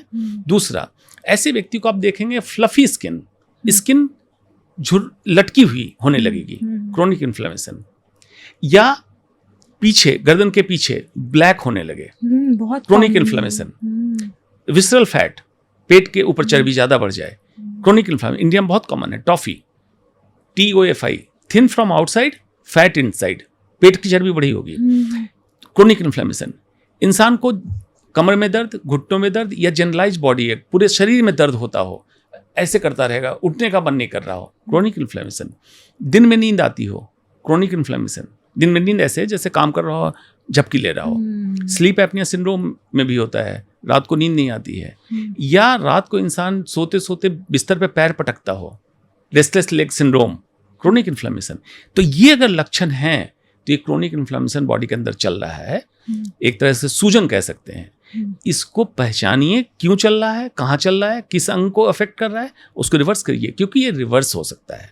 क्यों मैं कहता हूँ कि hypertension, diabetes, heart attack, cancer, polycystic ovarian disease, ADD बच्चों में अटेंशन डेफिसिट डिसऑर्डर जिसमें एकाग्रता की कमी होती है, अल्जाइमर डिजीज, भुलक्कड़पन, ये बीमारी नहीं है। बीमारी है सेल के लेवल पे, मॉलिक्यूल के लेवल पे, जो है glycation, methylation, chronic inflammation, oxidative stress, membrane instability, insulin resistance, autophagy का कमी होना, ये सब है बीमारी। ये बीमारी हम रिवर्स कर सकते हैं। मतलब मेन बीमारी होने से हम रोक सकते हैं, लेकिन इन बीमारी को रिवर्स करने की दवा नहीं बनी है, इसलिए इसका बाजारवाद नहीं आया है। कोई डॉक्टर इसकी बात नहीं करेगा, कोई फार्मा कंपनी इसकी बात नहीं करेगी, because these diseases, actual disease are not druggable, मतलब दवा नहीं है, फूडेबल, आपके खाने पीने से हो रही है, और खाना ठीक करेंगे बीमारी ठीक हो जाएगी। तो मेन बीमारी जिसका नाम आप जानते हो, होने से आप बच सकते हैं। सर स्ट्रेस को कैंसर से बहुत रिलेट किया जाता है, और आजकल स्ट्रेस क्या है ना, हर एक में, बच्चे से लेकर बड़े में भी है। मतलब आपने एक सिम्टम बोला, अगर किसी ने गूगल कर लिया ना तो वो कैंसर तक लेके चला जाता है, और वो एक स्ट्रेस की साइकिल में फंस जाता है। मतलब स्ट्रेस है, आपको कैंसर होगा, सारे एक साइकिल की जैसे घूमता रहता है। तो स्ट्रेस कैंसर से रिलेटेड है? बहुत अच्छा सवाल है आपका। इसको दो एस्पेक्ट में देखें। एक तो गूगल हर लक्षण में कैंसर क्यों बताता है। गूगल का search engine artificial intelligence base हो गया है। उसका एल्गोरिदम किसी भी लक्षण का, मैंने बोला कैंसर का लक्षण सामान्य बीमारियों के लक्षण से मिलता है, तो उस लक्षण को डालेंगे तो पहले सामान्य बीमारी के बारे में बताएगा गूगल, लास्ट में कैंसर इसलिए बताएगा कैंसर का लक्षण हुई है। लेकिन जो इस साइकिल में फंस जाते हैं उसको हम लोग साइकेट्री में कहते हैं हाइपोकॉन्ड्रियासिस। इस इंसान को एक्चुअल बीमारी है नहीं, लेकिन ये फोबिया, डरा हुआ इतना है कि बार बार सोचता है मुझे ये बीमारी हो गई है। सारी बीमारी को इग्नोर करता है, एक कैंसर याद रहता है, क्योंकि कैंसर डर का कारण। और एक बात याद रखिएगा, इंसान दो ही चीजों के पीछे भागता है या उससे जिसमें ख्वाब और खतरा। अगर आप उसको दिखा दें स्वर्ग मिल जाए तो उसके पीछे भागेगा, या डर दिखा दें तो कैंसर में डर है इसलिए इसके पीछे भागता है। एक बात। दूसरी बात, क्या रियल में स्ट्रेस कैंसर से संबंधित है? Answer is yes. कैसे? स्ट्रेस इटसेल्फ डायरेक्टली भी रिस्पॉन्सिबल है कैंसर के लिए, क्योंकि क्रोनिक परसिस्टेंट स्ट्रेस, कॉर्टिसोल एक हार्मोन है बॉडी में बढ़ाता है, ग्लूकोज लेवल बढ़ा, क्रोनिक इन्फ्लेमेशन बढ़ा, डीएनए डैमेज हुआ, reactive oxygen species ROS generate होगा, ये डीएनए डैमेज करेगा, बार बार डीएनए का डैमेज होना और इम्यून सिस्टम को चकमा दे देना, कैंसर बनेगा। एक। दूसरा, इनडायरेक्ट स्ट्रेस में जो लोग होंगे, एंग्जाइटी में होंगे, डिप्रेशन में होंगे, usually alcohol, cigarette, excessive T drinking इसके चपेट में आ जाते हैं। तो इनडायरेक्टली इस रास्ते से कैंसर पहुंचे, ये कैंसर का कारण हुआ। कैंसर हो जाने के बाद स्ट्रेस और बढ़ गया। दो ग्रुप आप मानिए, एक ग्रुप जो कैंसर की बीमारी डायग्नोज हुआ स्ट्रेस में है, दूसरा ग्रुप एक्सेप्ट कर लिया, बोला कि ठीक है बीमारी है, डॉक्टर कह रहे हैं ठीक हो जाऊंगा, तो स्ट्रेस में नहीं कह रहा है डॉक्टर साहब आप जैसे बताइए, जो जो मुझे करना बताइए मैं करूंगा, ठीक हो जाऊंगा। ये दूसरे ग्रुप का रिजल्ट बेहतर है कि उसने इसको एक्सेप्ट किया और बेवजह का स्ट्रेस बॉडी पर नहीं दिया। क्यों? अब कैंसर बॉडी को हैंडल करना था कैंसर को, और साथ में क्रोनिक इन्फ्लेमेशन स्ट्रेस का ROS जनरेट करके एक्स्ट्रा हैंडल करने के लिए आप कह रहे हैं, तो बॉडी की लिमिटेड कैपेसिटी है, आपका आउटकम उतना अच्छा नहीं होगा। ये हुआ।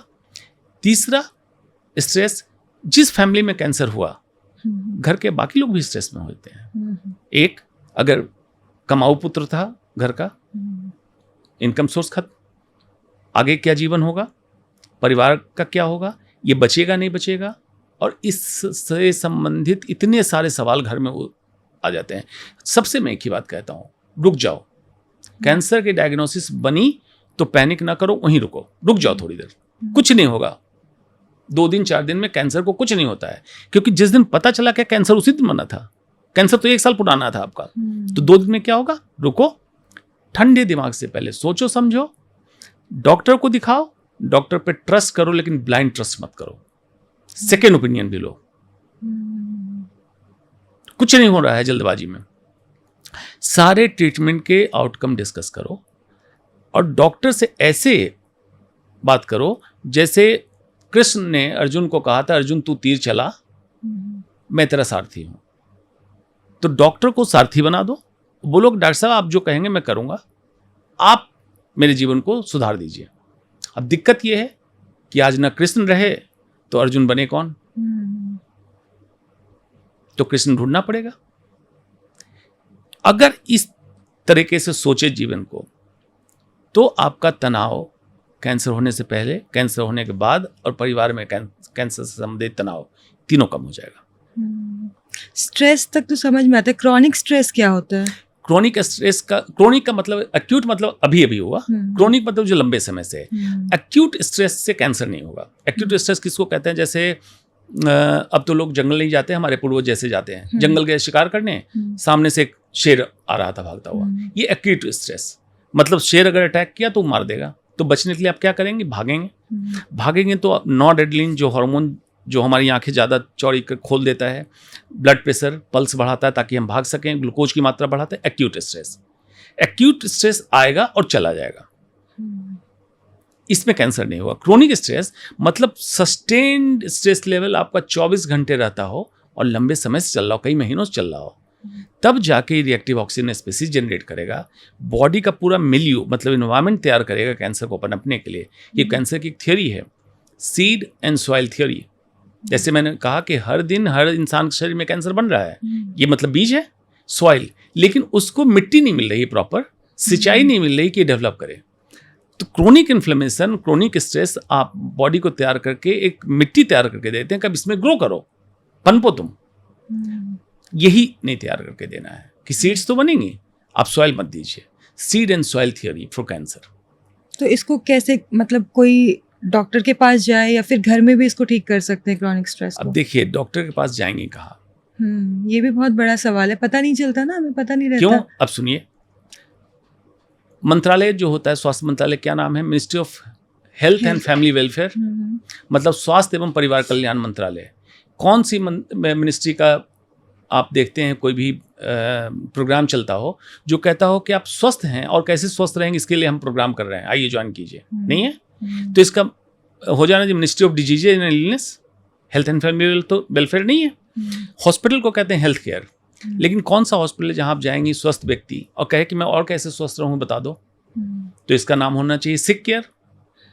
इंश्योरेंस आप लेते हैं, प्रीमियम देते हैं, लाइफ इंश्योरेंस, हेल्थ इंश्योरेंस, लेकिन कहता है कि तुम बीमार हो गए तो हम इलाज करा देंगे, लेकिन तुम स्वस्थ हो, स्वस्थ रहने के टिप्स लेना चाहोगे तो हमारे पास कुछ उपाय नहीं है। तो इसका नाम होना चाहिए सिक इंश्योरेंस। मेरी माने तो हर हॉस्पिटल में एक वेलनेस कॉर्नर हो, स्वस्थ व्यक्ति वहाँ जाए, पढ़ा लिखा ज्ञानी डॉक्टर मिले जो उसके जीवन शैली, उसके जेनेटिक मेकअप, मतलब मान लीजिए कोई बिहार का बच्चा हो, कोई पंजाब का बच्चा हो, कोई केरल का हो, सबका जेनेटिक मेकअप एक नहीं है। आप सबको अवाकाडो कीवी खिलाने बोलते हैं, गलत करते हैं। तो उसके जेनेटिक मेकअप के हिसाब से जिसको आप समझते हैं बायो कुंडली तैयार करे और बता दे कि बच्चे अभी तक तुम स्वस्थ हो, तुम ये और करना, तुम्हारे जेनेटिक मेकअप के हिसाब से इसकी जरूरत है। इस तरह का कॉर्नर हो जहां जाके हॉलिस्टिकली, अब हॉलिस्टिक क्या है, भारत में 6 विधाएं हैं मेडिकल की। मॉडर्न मेडिसिन जो हम लोग हैं, आयुर्वेद हमारी परंपरा भारत की है, होम्योपैथ, नेचुरोपैथ, योगा, यूनानी, 6 विधाओं के लोग वहां बैठें और स्वस्थ व्यक्ति का पूरा प्रोग्राम बना दें कि अगले 1 साल तक तुम्हें ये करना है, जाओ घर पे कर लेगा। ये चीजें करनी घर पे ही है क्योंकि इसको कोई दवा नहीं है और न इसकी कोई फार्मेसी खुली है। तो उसको सिर्फ एक अच्छे से मार्गदर्शन मिल जाए, वो घर पे अपनी जीवन शैली को बदले और स्वस्थ रहे।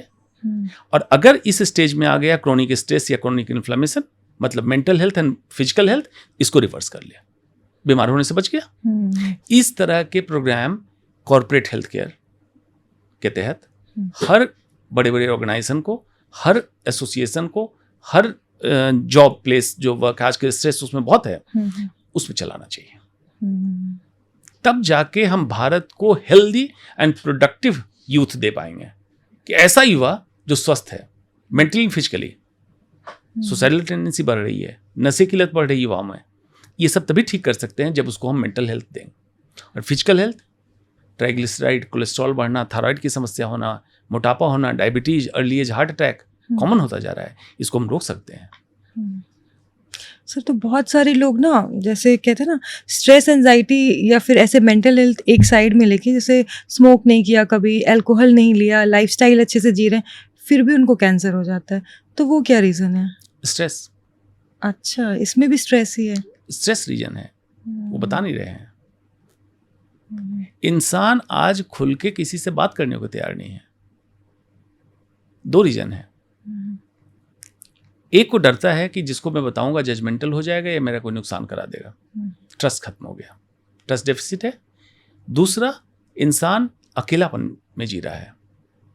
3 स्थिति होती है जीने की, अकेलापन, लोनलीनेस। सो कॉल्ड इंसान अकेले है लेकिन उसके दिमाग में 50 व्यक्ति के थॉट्स चल रहे हैं, सोशल मीडिया पे लगा हुआ है, देख रहा है कि उसका दोस्त स्वीडन चला गया, पैसे खर्च कर रहा है, गाड़ी खरीद रहा है, स्ट्रेस में है। दूसरी अवस्था, एकाकीपन, मैं और मैं, बाकी दुनिया से कट गया, वो एक स्थिति में आ गया सॉलिट्यूड, जिसमें मैं और मैं से बात करता है कि ये गलती हो गई थी, अब ये नहीं करेंगे, इंट्रोस्पेक्शन करेगा, आगे क्या प्लानिंग करना है, मैं और मैं से बात कर रहा है। और तीसरी स्थिति होती है कैवल्य, जिसका इंग्लिश वर्ड नहीं है, जहां मैं और मैं भी विलुप्त हो जाए, शून्यता की स्थिति आ जाए और आप रियल कनेक्ट, ट्रांसेंडेंटल कनेक्ट में आए, जिसमें आपका क्रिएटिव पोटेंशियल, इनोवेटिव पोटेंशियल, आपकी अंदर की क्षमता निकल के आएगी और आप सेल्फ एक्चुअलाइज होंगे, जिसको योग की भाषा में कहा गया है समाधि। उसकी प्राप्ति होगी। और वही व्यक्ति समाधि में जब जाता है तभी जाके आप इनोवेटिव, क्रिएटिव होते हैं और महापुरुष हो जाते हैं। जैसे बुद्ध, महावीर, ये भारत के ही तो थे। तो 2500 साल के बाद क्यों नहीं लोग पैदा हो रहे हैं? आज me time, actual leisure time या सेल्फ एक्चुअलाइजेशन या समाधि का समय लोगों ने अपने जीवन से हटा दिया। तो जो लोग कहते हैं कि हम 24 घंटे में से 20 घंटे काम करते हैं, मैं कहता हूं बेवकूफ हो। बिल्कुल नहीं करना चाहिए। 8 घंटे सो, खाने के लिए डेडिकेटेड 1 घंटे रखो, योग प्राणायाम शारीरिक मानसिक व्यायाम के लिए 1 घंटे रखो, और 1 घंटा रखो मी टाइम, लेजर टाइम।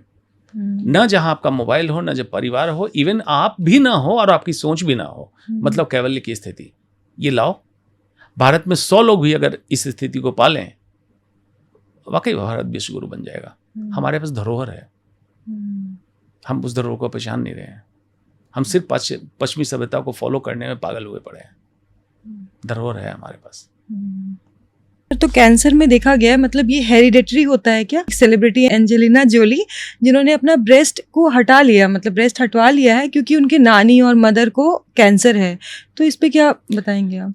पूरे सारे कैंसर को मिला दें तो 5 से 15% कैंसर हेरिडिटरी है। मतलब मदर को है, मौसी को है, तो उस बच्ची को हो सकता है। हेरिडिटरी का मतलब है जिसमें डिफेक्टिव जीन पुष्ट दर पुष्ट आएगा उस फैमिली में। 85% कैंसर आपके अपने अंदर गड़बड़ी के कारण होता है, जिसको हम कहते हैं स्पोरेडिक। फैमिलियल कैंसर अलग है। फैमिलियल कैंसर मतलब उस फैमिली ग्रुप में एक कैंसर कॉमन है, वो अलग चीज है। हेरिडिटरी ये है। एंजेलिना जोली की नानी को ब्रेस्ट कैंसर था, मदर को ब्रेस्ट कैंसर था, तब ये जांच नहीं होती थी। जो जांच अब आ गई ब्रेस्ट कैंसर पहले BRCA, BRCA gene. Angelina Jolie ने टेस्ट करा, ब्रैका जीन पॉजिटिव आया। ऑन्कोलॉजिस्ट को बताया कि हिस्ट्री है, मदर को कैंसर था, नानी को कैंसर था। तो उसमें बेहतर ये होता प्रोफाइलैक्टिक मेस्टेक्टमी, मतलब स्तन में कैंसर होने से पहले प्रोफाइलैक्टिक मेस्टेक्टमी, मतलब रिमूवल ऑफ द ब्रेस्ट आप करा लीजिए। और रिकंस्ट्रक्शन मतलब आर्टिफिशियल लेके स्किन लेके, फ्लैप लेके प्लास्टिक सर्जन ब्रेस्ट बना देते हैं। इससे ब्रेस्ट कैंसर का रिस्क उनका खत्म हो गया। लेकिन फिर भी ऐसे व्यक्ति को जो ब्रैका जीन पॉजिटिव हैं, फॉलोअप में क्यों रहना होता है कि ओवेरियन कैंसर का रिस्क रहता है इनको ब्रेस्ट कैंसर के साथ। तो ओवरी की स्क्रीनिंग कराएंगे और ब्रेस्ट की सर्जरी करा दी ताकि कैंसर ना हो। ये ग्रुप लेकिन कम है, 5 से 15%। दूसरा, जिस फैमिली में जेनेटिक चल रहा होगा कैंसर, तो जिनको भी कैंसर होगा 40-45 साल की उम्र से पहले हो जाएगा। जैसे जो दर्शक सुन रहे होंगे सोच रहे होंगे कि हमारी नानी को 75 साल की उम्र में कैंसर हुआ था, तो मैं भी टेस्ट करा लूं। वो ब्रैका जीन पॉजिटिव कैंसर नहीं होगा। कि ब्रैका जीन पॉजिटिव कैंसर 40-45 साल से पहले आ जाएगा फैमिली में, तब आपका रिस्क ज़्यादा है, आप जेनेटिक टेस्टिंग करा लें। ये जेनेटिक कैंसर की बात है। सर, बहुत बार कैंसर वापस भी आ जाता है, मतलब लोग रिकवर कर गए लेकिन कैंसर फिर से वापस आ गया, तो ये क्या है, ये कैसे होता है?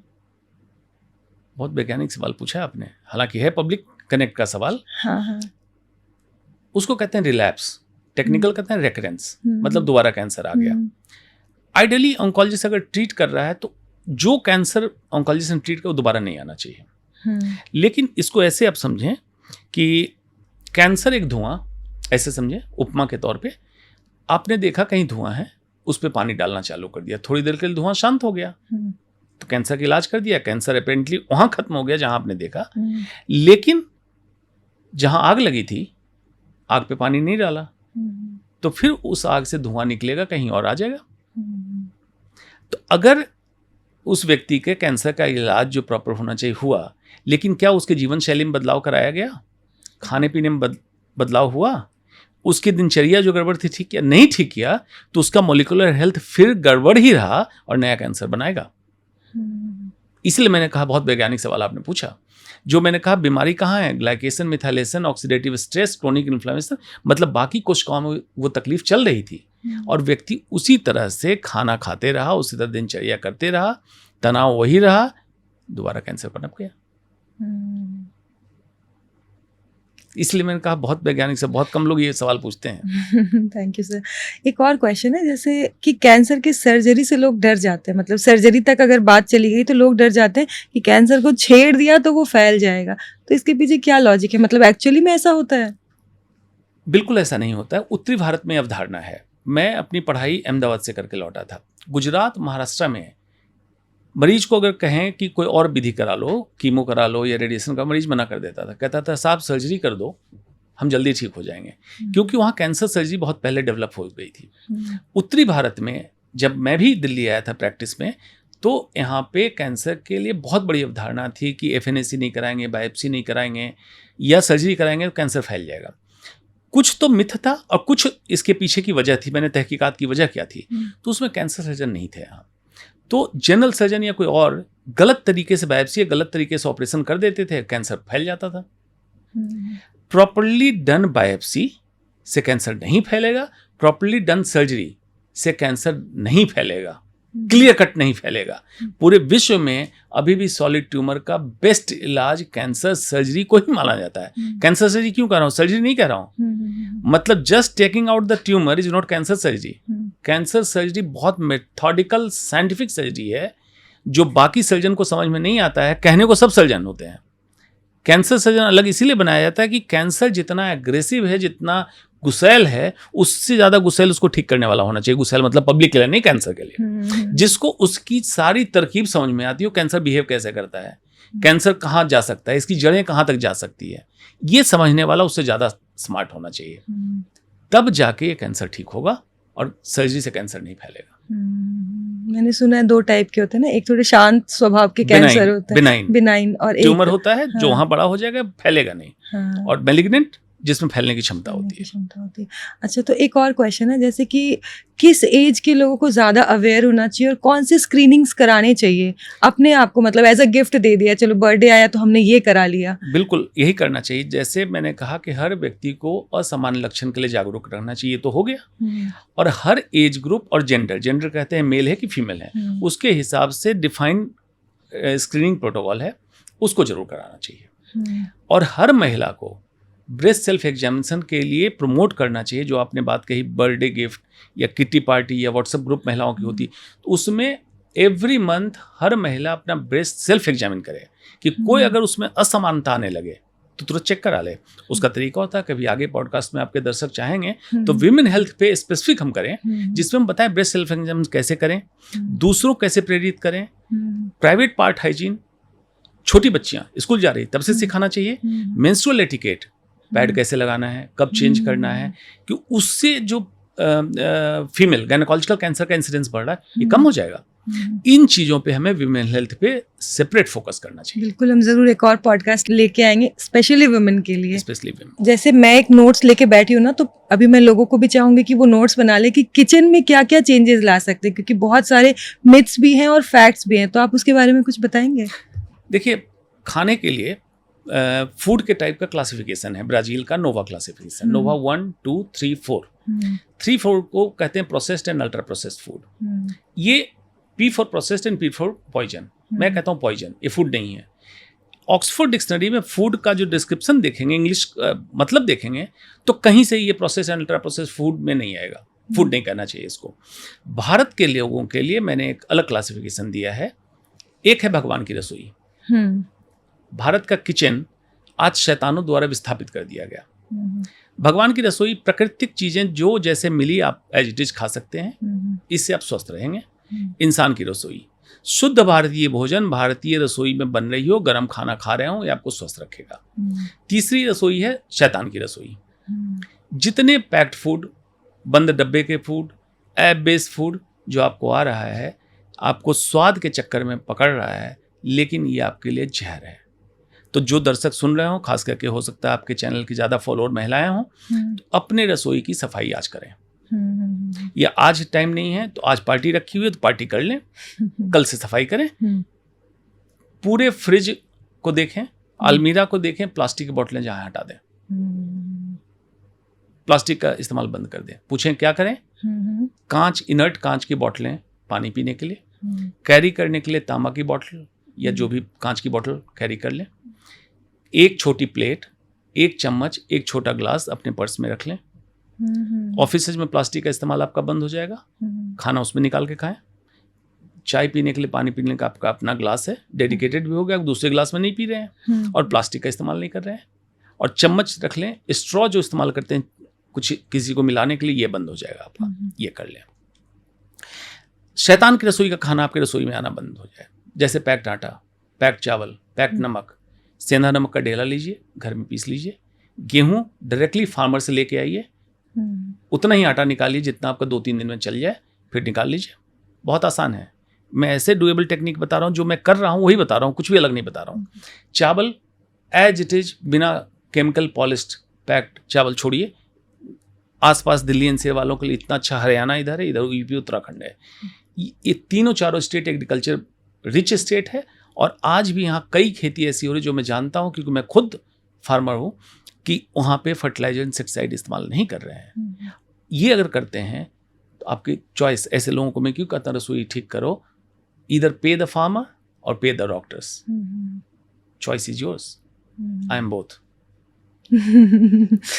तो रसोई की सफाई इसलिए जरूरी है। इसमें रिफाइंड ऑयल से लेके सारी चीजें हटा दें। रिफाइंड ऑयल जब पंप किया गया था तो सारे तेल को जहरीला साबित कर दिया गया था। अब रिसर्च जब आ गया कि रिफाइंड ऑयल नुकसानदायक है, तो लोग रिफाइंड ऑयल को हटा रहे हैं। इन सारे बदलाव को करें और डुएबल बदलाव करें, बहुत कठिन बदलाव ना करें जो बहुत लंबे समय तक आप कर नहीं पाएंगे।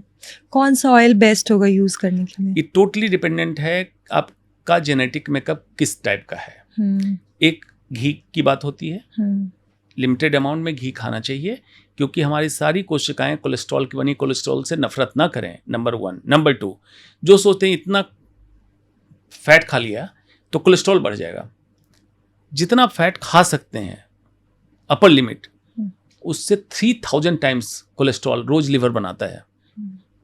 तो ये कंफ्यूजन खत्म कर दें कि आप खाएंगे तभी कोलेस्ट्रॉल आता है। कोलेस्ट्रॉल आपका सही इस्तेमाल हो, इसके लिए आपको प्रॉपर यौगिक एक्सरसाइजेज करने हैं। एक बात हो गया। दूसरा, साउथ इंडिया की लेडी है, नारियल तेल जेनेटिक मेकअप है, कोकोनट ऑयल ही वो खाएं, उनको चेंज करने की जरूरत नहीं है। आपके लिए जरूरत नहीं है कि जाके ऑलिव ऑयल विदेश से लाके जिसमें आधा मिलावट रिफाइंड ऑयल का होगा, रिफाइंड ऑयल बंद कर दें। उत्तरी भारत के लोग सरसों का तेल खाते हैं, हालांकि बहुत सारी स्टडी आती है कि सीड ऑयल इन्फीरियर है कोकोनट ऑयल से, लेकिन नॉर्थ इंडिया के लोग नहीं खा सकते हैं। पाम ऑयल नहीं खाएं, ओमेगा 6 फैटी एसिड है, इन्फ्लेमेशन कराता है। उसका भी बहुत लोग नाटक कर रहे हैं भी कि पाम ऑयल से कुछ नहीं होता, ओमेगा 6 फैटी एसिड है, इन्फ्लेमेशन कराता है। सूरजमुखी का तेल आपके लिए उपयुक्त है, ओमेगा 3 फैटी एसिड ज़्यादा है, ये आपके लिए ठीक होगा। तो सूरजमुखी का तेल, सरसों का तेल, घी नॉर्थ इंडियन के लिए, साउथ इंडियन के कोकोनट ऑयल, घी और सूरजमुखी का तेल। मतलब रीजनल खाएं और सीजनल खाएं। रीजनल खाएं और सीजनल खाएं, बार बार मैं मंत्र देता हूँ। कहीं भी अनसीजनल एंड रीजनल जाने की जरूरत नहीं है, अपने इलाके में रहें। क्योंकि बहुत सारा मिथ है ना, ब्लूबेरी खाओ एंटीऑक्सीडेंट होता है, कैंसर में प्रिवेंट करने में हेल्प करता है, पर वो है तो बाहर का ना। ब्लूबेरी जो बाहर से आ रहा है, केमिकल लगाया हुआ है, शुगर कोटेड है।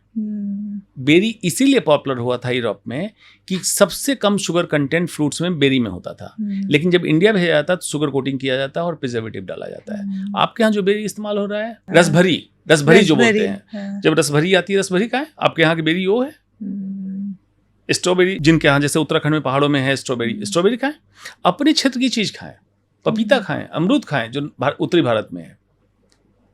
आप विदेशी खाने के चक्कर में बेसिकली केमिकल खा रहे हैं, जितना फायदा आपको फ्रूट से होगा उससे ज्यादा नुकसान आप कर रहे हैं, तो उसको अवॉइड करना है। सर, हिना खान रिसेंटली ना रिकवर हुई है कैंसर से, तो उनकी कैंसर जर्नी देख के लग रहा था कि कैंसर इजी है, मतलब एवरी टाइम वो पोस्ट करती थी इंस्टा पे, सही सी दिखती थी। और उन्होंने एक बात कही थी कि कैंसर से पहले उन्होंने वैसा इंश्योरेंस नहीं लिया था कि कैंसर जैसे मतलब बीमारी के बड़े खर्चों को कवर कर देता है। तो उस पर आप कुछ बताना चाहेंगे कि कैसा इंश्योरेंस लेना चाहिए? इसको 2 पार्ट में कवर करते हैं। एक तो लोगों को लगता है हिना खान सेलिब्रिटी हैं, उनको कैंसर हो गया, वो तो बहुत फिट रहती हैं। पहले दिमाग से निकालिए कि उनको सेलिब्रिटी हम लोगों ने बनाया, सेलिब्रिटी नहीं है। क्योंकि हेल्थ के सेलिब्रिटी की बात करो तो जो हेल्थ एक्सपर्ट है वो सेलिब्रिटी होता है हेल्थ का, वो स्क्रीन सेलिब्रिटी है, मतलब आपको पर्दे पे दिखती हैं। पर्दे पे कैमरे में अच्छा दिखने के लिए उनको कितना फिट रहना है इसकी जानकारी है, उसमें तो ये लोग खाना छोड़ के भी फिट रह सकते हैं। लेकिन कैंसर क्यों हुआ उस पर जरा सोच के देखिए। जितनी चर्चाएं हमने की है, वो किस रसोई का खाना खाते हैं, भगवान की रसोई या इंसान की रसोई, शैतान की रसोई? पैक्ड फूड आता है उनके लिए। दिन में काम करते हैं, रात में काम करते हैं, रात में टाइम टेबल नहीं है, सेकंड दिन एबनॉर्मल, पूरी रात जगे रहे, पूरी दिन सोते रहे। कई लोगों में हिना खान की जानकारी नहीं, अदरवाइज कई लोगों में नशे की लत है, कैंसर कारण। जितना कॉस्मेटिक का इस्तेमाल फिल्म की हीरोइनें करती हैं, इतना कौन हमारी भारतीय महिला इतना करती है? ट्रांसडर्मल एब्जॉर्प्शन, स्किन से जो मैंने बताया एब्जॉर्ब हो जाती है चीजें, कैंसर का कारण। जो प्रोटेक्शन है, प्रेगनेंसी, बच्चा होना, बच्चे को दूध पिलाना, कई फिल्म सेलिब्रिटी इससे वंचित हैं। ब्रेस्ट कैंसर का कारण। इस तरह से जब आप देखेंगे तो आपको रियलाइज होगा कि वो फिजिकली फिट हैं, वो फिट नहीं है मॉलिक्यूलर हेल्थ पे। मॉलिक्यूलर हेल्थ पे सारे बीमार हैं एक्सेप्ट कुछ मेरे ऐसे दोस्त हैं, बहुत दिग्गज फिल्म एक्टर हैं, अभी भी काम कर रहे हैं, वो जेन्युइनली सेलिब्रिटी मानता हूं उनको। क्यों? उनका शूट का तरीका फिक्स किया हुआ उन्होंने कि मैं 7:30 बजे के बाद शूट नहीं करूंगा, दिन में करो। खाना जब से मेरे संपर्क में आया तो चावल गेहूं भी मुझसे लेके जाते हैं, तो और अच्छा हो गया उनका। बाहर का खाना बंद कर दिया है और बाकी एक्सरसाइज तो मास्टर हैं लोग। ऐसे अगर लाइफस्टाइल को जी रहा है तब तो सेलिब्रिटी कहा जा सकता है। दूसरा पार्ट आपने पूछा इंश्योरेंस।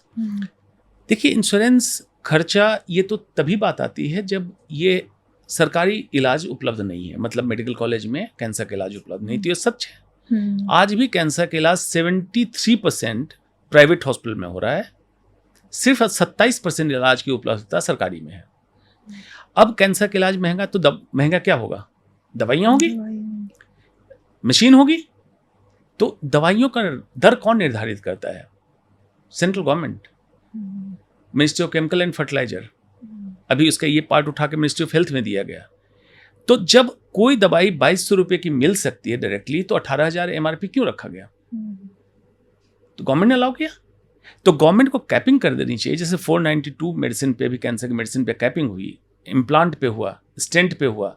ये कैपिंग हर मेडिकल प्रोडक्ट पे हो जाना चाहिए कि बेवजह बेतरतीब मुनाफाखोरी जो चल रहा है ये बंद हो, इलाज सस्ता हो जाएगा।